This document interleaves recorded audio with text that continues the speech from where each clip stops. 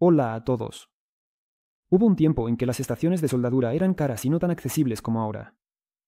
En ese entonces no había tiendas en línea chinas, y las estaciones se compraban por sumas astronómicas.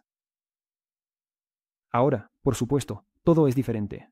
El mercado está inundado de copias baratas de las puntas japonesas JBC AKT-12. Estas puntas han provocado una verdadera revolución. Se calientan a la temperatura de trabajo en cuestión de segundos. Tienen una punta que no se quema y son muy duraderas. En estas puntas, el termopar está ubicado muy cerca de la punta y la estación reacciona a los cambios de temperatura. Las puntas reaccionan instantáneamente. Esto permite controlar la temperatura de la punta con alta precisión. Esto no es de ninguna manera un anuncio. Los electrónicos ya conocen todas las ventajas de estas puntas. Por eso, las puntas HAKOUT-12, considerando sus capacidades y precio, son la mejor opción. Hoy en día. Pero Hakou tenía algo aún más popular.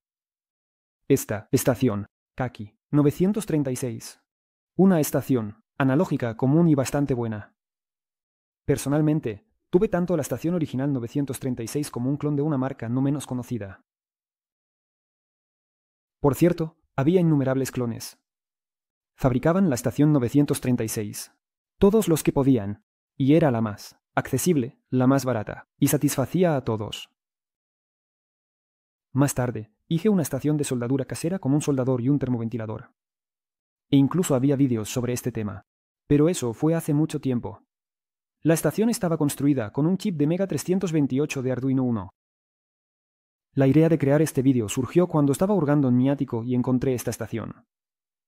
La había desmontado de manera atrevida. ¿Por qué? Pues, no lo sé, simplemente porque sí. En su momento, me llevó más de un día montarla. Y ahora está tirada entre un montón de trastos. También encontré el soldador que en su día compré para esta estación. Y luego, nostalgia. Después decidí montar una estación sencilla y recordar viejos tiempos.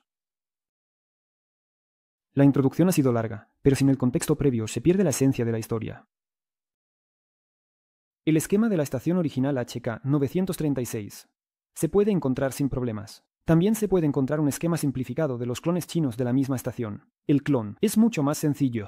Descargué el esquema, lo modifiqué, añadí algo, quité algo. Lo ajusté a mis necesidades. El elemento de control en el esquema original es un triac. Yo, en cambio, utilicé un transistor de efecto de campo y había razones para ello. La versión original, al igual que los clones, se alimenta de un transformador de red de hierro. Después del rectificador de diodos, no hay condensadores de suavizado. Por lo tanto, se puede controlar el triac sin problemas. Se cerrará debido a las fluctuaciones de voltaje. Yo, en cambio, planeo usar como fuente de alimentación un bloque de impulsos con corriente continua pura en la salida. En ese caso, el triac no se cerrará y la estación no funcionará. Además, en el triac tendremos pérdidas, y aunque no son tan significativas, aún están presentes. Por eso, se eligió un transistor de efecto de campo. ¿Cómo está diseñado el circuito y cómo funciona? La estación es analógica, sin control PWM. Para ser justos, diré que inicialmente desarrollé una versión con control PWM basada en el circuito integrado UC3843. Pero con PWM o sin él, no noté una diferencia significativa en el funcionamiento. Por eso, en este vídeo veremos una versión más simple sin el controlador PWM. Todo el control está basado en el amplificador operacional Dual LM358. Como sabemos, en cualquier soldador más o menos decente hay un termopar para controlar la temperatura de la punta. Lo mismo ocurre en estos soldadores. Creo que todos saben qué es un termopar. Dos metales diferentes, soldados entre sí. La punta en forma de bola, y cuando esta bola se calienta, el termopar genera una pequeña cantidad de electricidad. Esto se puede ver claramente conectando el termopar a un multímetro. Luego calentamos el termopar. Como podemos ver, el voltaje es de solo 12 mV. Es muy poco. Para utilizar el termopar en un circuito real, este voltaje debe aumentarse. Por eso, la primera parte del circuito es un amplificador de voltaje con un termopar. Aquí está el mismo experimento, pero con un amplificador. Como podemos ver, el voltaje en el multímetro alcanza V. Luego, el voltaje amplificado se envía a la entrada inversa del segundo elemento. A su entrada no inversora se aplican voltajes de una fuente de referencia, que se forma con un diodo Zener AV.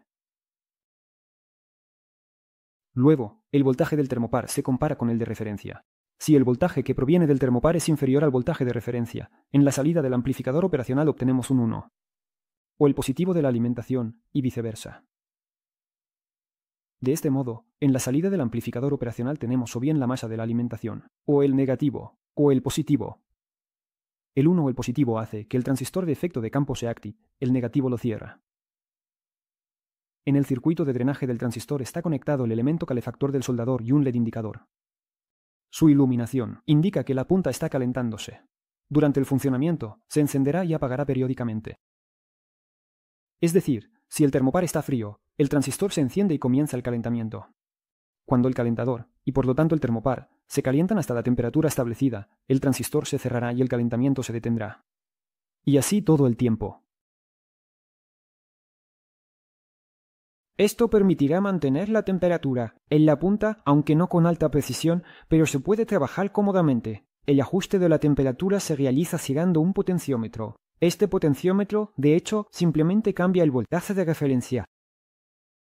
Por lo general, estos soldadores funcionan con un voltaje de 24 voltios, a veces un poco menos. Para alimentar el circuito de control en forma de amplificador operacional, el voltaje se reduce a 12 voltios mediante un segundo diodo Zener.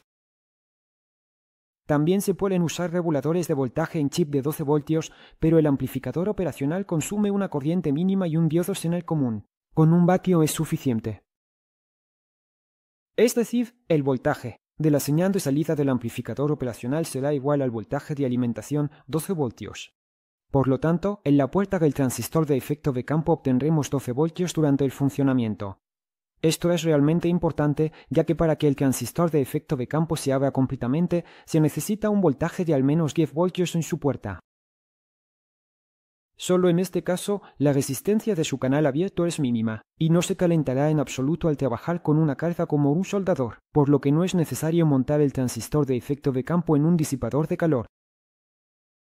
Se puede arreglar con solo un diodo Zener tomando el voltaje de referencia directamente del voltaje que alimenta el amplificador operacional, pero en ese caso es necesario recalcular muchos componentes del circuito y además, tener una fuente de referencia separada es más preferible.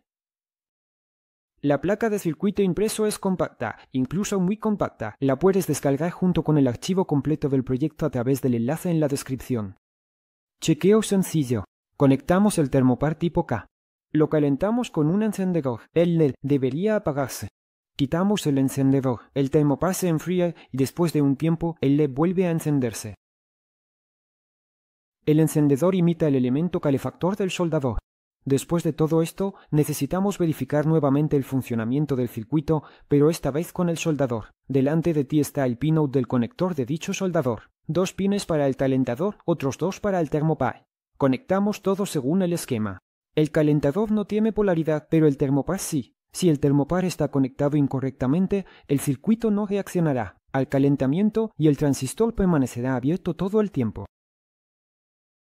Después de la conexión, es necesario calibrar la temperatura de la punta. Para estos fines, la placa está equipada con un potenciómetro de ajuste. Encendemos el soldador. El potenciómetro principal, que se encarga de ajustar la temperatura, lo ponemos en la posición máxima. El potenciómetro de ajuste en la mínima. Esperamos a que la punta se caliente y se apague el LED. Luego tomamos un dispositivo de referencia, preferiblemente con un termopar, y medimos la temperatura en la punta de la soldadura. Si la temperatura es inferior a 450 a 480 grados, girando lentamente el potenciómetro de ajuste, logramos la temperatura deseada y el posterior apagado del LED. La temperatura máxima de estas estaciones de soldadura, por lo general, se encuentra entre 420 y 480 grados. Una vez que la calibración está completa y todo está instalado en la carcasa, es necesario fabricar una escala analógica. Ponemos el regulador al mínimo, esperamos el calentamiento máximo, medimos la temperatura y anotamos el valor obtenido en la escala.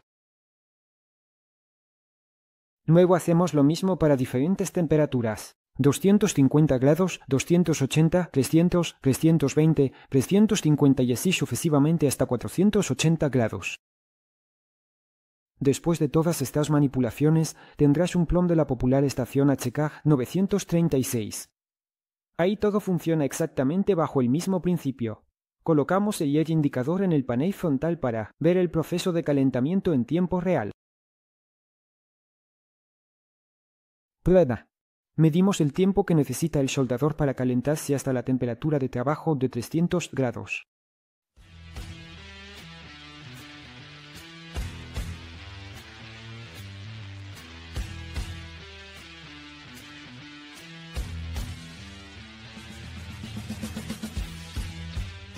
Bastante rápido para un soldador de este tipo. Soldar es muy cómodo. Con una punta T12, por supuesto, este soldador no puede competir en velocidad de respuesta ante el más mínimo cambio de temperatura de la punta, ya que el termopar en las puntas T12 está ubicado a una distancia muy cercana de la punta. Habrá personas que seguramente escribirán que los chinos venden tales placas y además, por una miseria, ¿por qué hacerlo uno mismo? La pregunta contraria es, ¿por qué comprar? En el montaje de la placa gasté un par de decenas de rublos y no más de 3 horas, teniendo en cuenta el diseño de la placa. Tú gastarás mucho menos, ya que la placa se puede descargar con el archivo general desde el enlace en la descripción. Y al final, si todos piensan en comprar lo ya hecho, ¿quién va a crear? Esto es lo ya hecho. Si aún no te he convencido, recuerda que al pedir algo ya hecho, también tienes que esperar la entrega. Unas palabras sobre la fuente de alimentación. Su potencia depende de la potencia del soldador. Mi opción es de 50 vatios. La fuente de alimentación debe proporcionar un voltaje de entre 18 y 24 voltios, mejor si está alrededor de 20. Y la corriente no debe ser inferior a 1 amperio. En mi caso específico, voy a usar una fuente de alimentación conmutada como esta, de 24 voltios, 5 o 6 amperios, con un doble margen de seguridad en general. Compré el bloque hace mucho tiempo y desde entonces ha estado acumulando polvo en la estantería. Le encontré un uso. Estuve pensando mucho sobre el chasis, y por pura casualidad me encontré con un chasis de un convertidor chino 12220. Tuve una suerte increíble. La longitud de la placa de la fuente de alimentación es de 106 milímetros. La longitud del chasis del inversor es de 106 milímetros. Una coincidencia así ocurre una vez en la vida. Lástima que juego al latón, aunque allí la suerte no ayuda. Bueno, ya entendéis.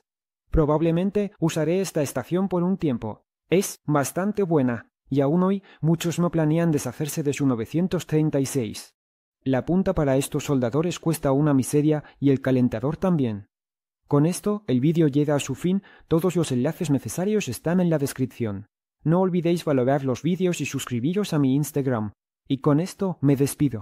Como siempre, estuvo con vosotros Casian acá, y hasta la próxima. Adiós.